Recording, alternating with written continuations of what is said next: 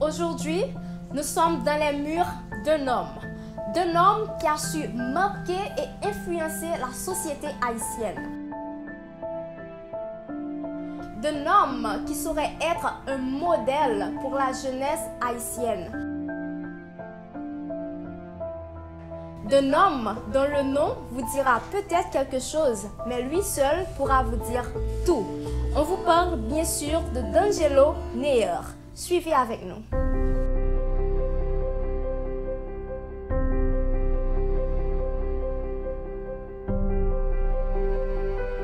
Ça fait 26 ans qu'on m'appelle D'Angelo Neyer. Je suis un lecteur, je suis un amoureux de la culture, je suis un grand sensible aux choses de l'esprit. Je viens de Carrefour Feuille, je viens de l'impasse Rigal.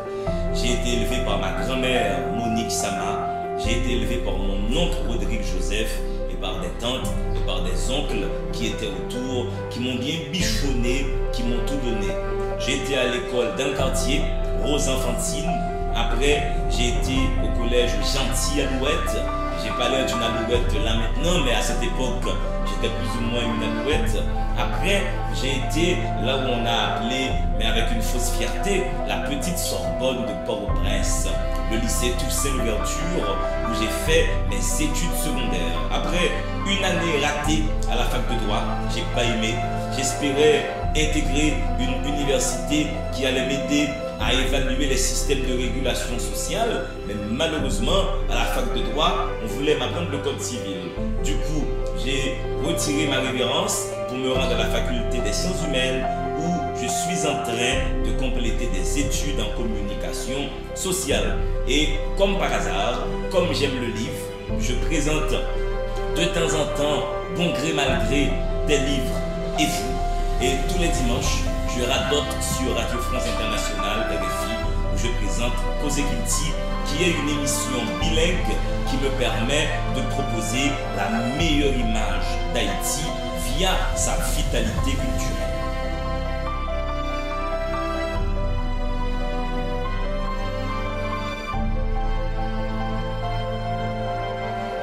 J'ai toujours aimé le pouvoir. J'ai toujours estimé que le pouvoir permet d'organiser le réel pour autrui.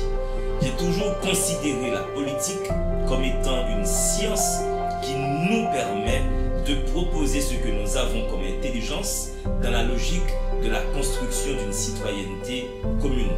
Moi, mon premier objectif a été de ce fait de faire des études en anthropologie. Là, j'ai peut-être 11 ans, 12 ans ou 13 ans, je ne sais plus. Mais c'était intriguant pour moi de comprendre comment les cultures participent à organiser les comportements des individus. Ça m'a toujours intéressé de faire des études en anthropologie.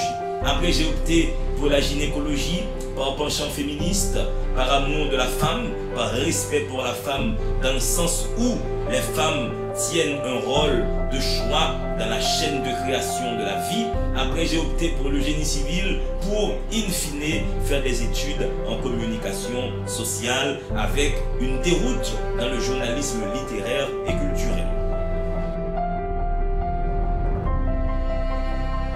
J'ai choisi de faire dans le journalisme culturel et littéraire parce que, à mon sens, c'est un engagement professionnel qui me permet de mettre en avant un outil qui permet de diffuser la connaissance et le savoir, c'est-à-dire le livre. J'ai choisi de faire dans la culture parce qu'à mon sens et au sens de plus d'un, la culture, c'est le canot de sauvetage de ce pays. Nous pouvons nous mettre en avant dans le monde là maintenant qu'avec ce que nous avons comme potentiel culturel. Je pense qu'en Haïti, pour construire des citoyennetés responsables, je pense qu'en Haïti, pour construire des citoyennetés intelligentes, il est impératif que le livre soit le principal réflexe de vie de beaucoup d'Haïtiens. Et ça me surprend énormément de constater le succès que ce projet d'émission a pu avoir. Au tout début du projet, je me suis dit, c'est là une émission que je m'en vais faire pour mes amis, pour mes copains, pour Béo, pour Stéphane, pour mes frères, nous qui sommes dans cette folie qui s'appelle la littérature, le livre. Mais quand j'ai constaté que cette émission a pu toucher un public que je n'espérais même pas toucher, ça m'a envoyé de bons signaux sur Haïti. C'est un pays qui est jusqu'à date sensible aux choses de l'esprit, sensible aux choses intellectuelles. Voici pourquoi je vais continuer à travailler dans la culture, dans la diffusion de la connaissance, dans la diffusion du savoir. Cela correspond à ce qui constitue une valeur pour moi. Je pense que nous pouvons construire ce pays qu'en créant une intelligence collective.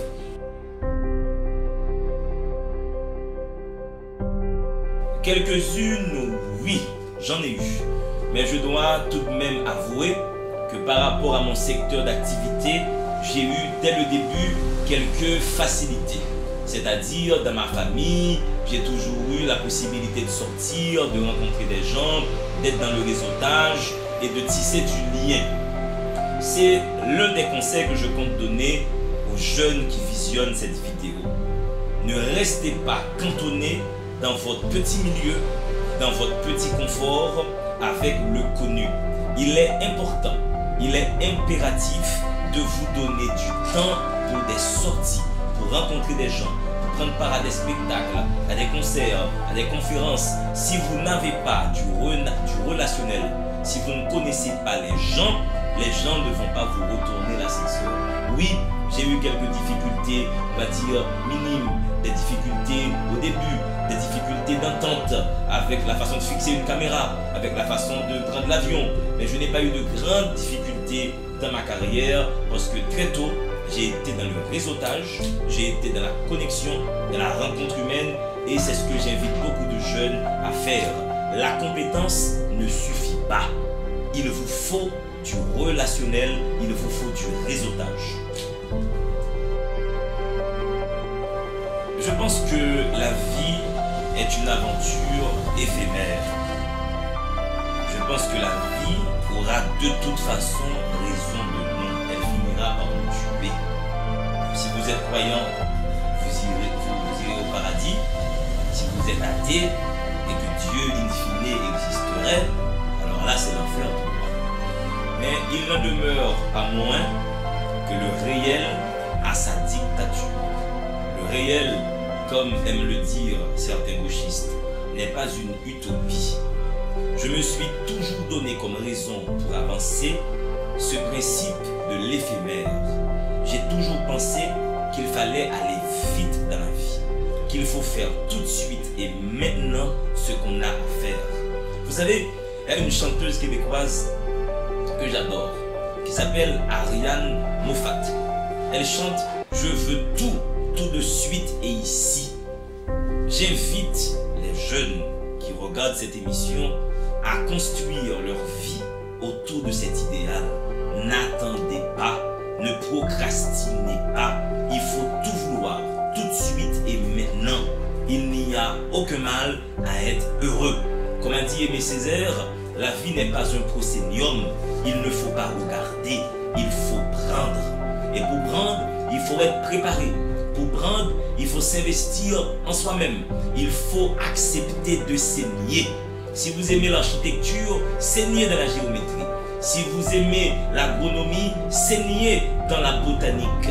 Si vous aimez la médecine, saignez dans la biologie. Si vous aimez l'ébénisterie, saignez dans l'étude du droit. Quel que soit le domaine qui vous fascine, ce qu'il faut faire, c'est un investissement en soi. C'est un investissement pour soi. C'est à partir de là que vous allez trouver des raisons d'avancer. Je pense que vous avez tous en vous des capacités à exploiter.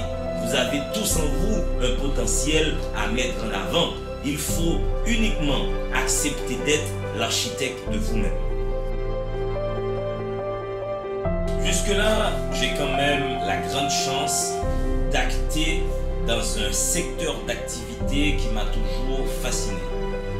J'ai toujours souhaité pouvoir être dans la chaîne de promotion de la culture et de la connaissance. Je trouve que mon travail à Télé Caraïbes me permet de jouer ce rôle dans cette chaîne-là. Je me suis toujours dit que mon travail dans la vie doit être d'intéresser tout le monde, je ne vais pas dire les jeunes, d'intéresser tout le monde aux choses de l'esprit. J'ai constaté qu'en étant brillant, qu'en étant cultivé, ça n'a jamais fait de mal à personne. J'ai constaté qu'en étant brillant, ça nous permet à tous de développer des schèmes d'intelligibilité qui nous permet de saisir le réel comme ça, au bras de la gorge. Jusqu'à présent, je suis extrêmement satisfait de ce que je fais sur Radio France Internationale. C'est une émission qui parle d'Haïti, qui ne donne jamais de mauvaises nouvelles d'Haïti. Ça m'a toujours intéressé d'occuper un micro pour parler d'Haïti, mais pour ne dire que du bien de ce pays. Et Causer Kilti, c'est une émission bilingue, c'est un concept qui met en avant ce que nous appelons au sein de la prof un bilinguisme équilibré. Et l'idée, c'est de parler d'Haïti en ne disant que du bien de ce pays, en saisissant ce pays sous l'angle de sa vitalité culturelle. Alors là, pour le coup, avec Délivrez-vous, avec Causer Kilti, je suis dans la droite ligne de ce que j'ai toujours voulu faire.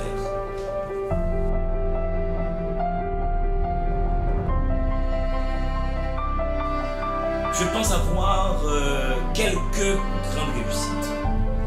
Il y a des individus qui m'ont beaucoup fasciné et j'ai toujours souhaité soit faire comme eux, soit les rencontrer. Je dois rendre hommage à un ancien professeur de littérature que j'ai eu au lycée Toussaint Louverture, Monsieur Jean-Pierre Pierre-Richard, qui malheureusement est mort suite au dégâts du séisme du 12 janvier, qui était à cette époque le chef de cabinet de la ministre de la Culture, Marie-Laurence Jocelyn Lassègue, que je salue, qui est une très bonne amie. Quand j'étais en seconde, ce monsieur était mon professeur de littérature. Il animait à la télévision nationale d'Haïti une émission sur le livre qui s'appelait Absolument Livre. J'avais 16 ans quand ce monsieur avait décidé de m'inviter sur son plateau pour parler de mes lectures d'adolescent de l'époque. Ça m'a beaucoup fasciné, la télévision. J'ai vu beaucoup de caméras, j'ai vu des lumières, j'ai vu beaucoup de gens, j'ai vu une maquilleuse. Je me suis dit, à l'avenir, je voudrais faire comme ce monsieur, faire comme mon prof, c'est-à-dire pouvoir utiliser les canaux de la télévision pour parler de livres.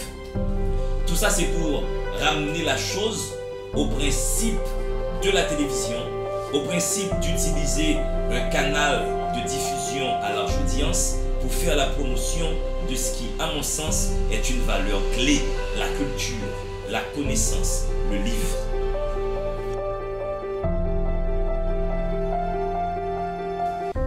À long terme, j'ai des objectifs politiques. Ça m'intéresse énormément d'acter dans la vie politique. Et c'est quand même intéressant que vous soyez les premiers à avoir cette primeur. Mes amis les plus proches savent que j'ai des intentions politiques, mais jusque-là, j'en avais jamais parlé publiquement. Et là, pour le coup, je dois le dire, je pense qu'il n'y a pas de honte à vouloir faire de la politique. Je pense que la politique doit être faite par des gens qui ont des choses dans le ventre et dans la tête. Je pense que la politique est une science noble qui permet d'organiser un bonheur collectif. Et mon leitmotiv dans la vie, c'est Gardons Bonheur. Gardons Bonheur, c'est un hashtag politique. Gardons Bonheur, c'est un slogan pour dire que dans ce pays, on a tous droit à la santé, on a tous droit au logement, on a tous droit à la culture, on a tous droit à l'éducation. Le bonheur doit être la chose du monde la mieux partagée. Mon objectif à long terme, c'est de faire de la politique.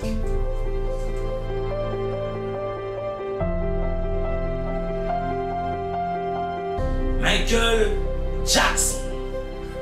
Ça n'a pas l'air, hein? Le mec il est dans les livres, le mec il est dans la culture, le mec il est à la limite dans la performance intellectuelle et prochainement politique. Mais Michael Jackson, c'est un individu pour lequel j'ai même plus du respect, mais de l'admiration. Je trouve que Michael Jackson a une capacité. C'est quelqu'un, quand tu le regardes, il te dit constate-moi, je suis plus réalisé que toi. Je trouve qu'il y a très peu d'artistes à pouvoir réaliser le pari de Michael Jackson. Michael Jackson, c'est celui qui fait du simple la molécule la plus complexe au monde. Il fait « Aouh !» Je te paie 2 millions de dollars, tu ne peux pas faire le « Aouh !» de Michael Jackson. Il est le seul à le faire comme ça. Je trouve que Michael Jackson, c'est aussi quelqu'un qui a toujours cru dans le travail. Et dans ce pays, nous perdons l'appétit du travail. Les gens veulent tout de suite, maintenant, mais refusent de saigner, refusent de travailler. Michael Jackson est un bosseur, c'est un travailleur. Et je pense que beaucoup de jeunes doivent le camper en modèle. C'est à partir du travail que l'on gouverne. C'est en saignant qu'on acquiert de la compétence et qu'on pourra acquérir du bonheur et un mieux-être. Mon modèle dans la vie, c'est donc Michael Jackson, parce qu'il a toujours cru dans le travail, parce qu'il est un aide de l'excès, parce qu'il est un aide de la scène, parce qu'il est un aide bonheur. Et je pense que la meilleure chose qu'on puisse faire au monde pour les autres, c'est d'être soi-même un aide bonheur pour eux.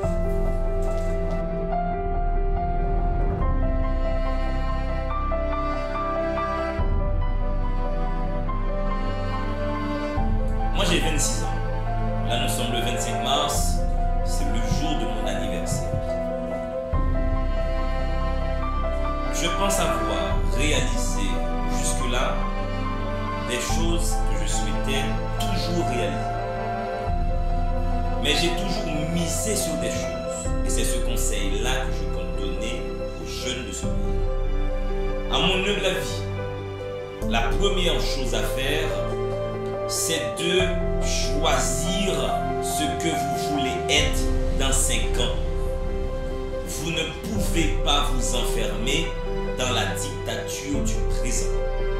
La première chose à faire, à mon avis, c'est un conseil, vous pouvez ne pas le suivre, c'est de déterminer quel sens vous voulez donner à votre présence sur Terre. La deuxième chose à faire, c'est de déterminer quels sont les choix de vie, quels sont les sacrifices à faire, quelles sont les concessions à faire pour atteindre ce que vous souhaitez faire de votre vie. La troisième chose à faire, à mon avis, c'est de ne pas opter pour le sauvetage individuel. Vous ne pouvez pas réussir tout seul. Vous ne pouvez réussir que dans l'entraide. Vous ne pouvez réussir que dans un modèle collectif. Il est important autour de vous que vous soyez des agents du changement, des agents de développement. Ne soyez pas enfermés sur vous-même. Ne soyez pas qu'avec vous-même. Construisez des choses avec les gens, avec des jeunes qui sont autour de vous. Ne soyez pas enfermés dans votre propre petite personne. Je reviens maintenant à un deuxième élément, le principe du saignement, le principe du sacrifice. Pour atteindre vos objectifs, il ne suffit pas de les avoir. La noblesse de vos objectifs ne suffit guère à les rendre réalisables. Ce qu'il faut, c'est saigner, c'est vous investir. Si vous aimez chanter, chantez donc 14 heures par jour. Si vous aimez l'informatique, apprenez l'informatique 14 heures par jour. Si vous voulez être libraire, livrez-vous corps et âme dans l'activité qui vous intéresse. Si vous ne saignez pas, vous n'allez rien avoir en retour. Si vous ne vous investissez pas en vous-même, si vous ne prenez pas du temps pour vous préparer, pour vous construire, la vie ne vous fera pas de cadeau. Vous savez, il y a un écrivain que j'adore, c'est mon écrivain préféré. Ananda Devi va être fâché, j'adore aussi Ananda Devi, qui est une écrivaine que j'adore. Romain Gary a écrit dans La vie devant soi, pour vivre, il faut s'y prendre très jeune, parce qu'après, on perd toute sa valeur et personne ne vous fera de cadeau. Si vous ne vous investissez pas en vous-même entre 20 et 27 ans, il sera trop tard avec du temps. Le bonheur, c'est tout de suite ici et